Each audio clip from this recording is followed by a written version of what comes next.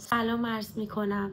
در مواردی که جان فرد در خطر هست مثل بلایای طبیعی و یا جنگ، مهمترین اختلالات روانی که میتونه در افراد ایجاد بشه اختلالات اضطرابی هست که این مسئله توجیه علمی هم داره.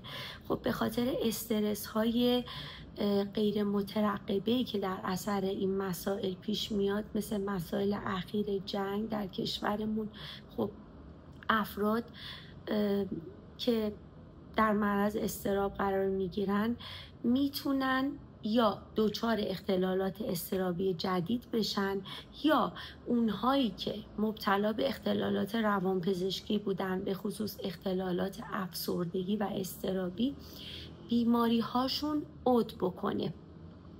من و همکارانم از خیلی از افراد درخواستایی ازمون شده که در مورد این مسائل به ما توضیحاتی بدین، یه توصیه کلی وقتی که تو این شرایط هستیم چجوری میتونیم اضطراب هامون رو کنترل کنیم و یا اینکه چه توصیه هایی رو به صورت کلی باید انجام داد. مسئله مهم این هست که افراد به سلامت روانشون توجه ویژه داشته باشن.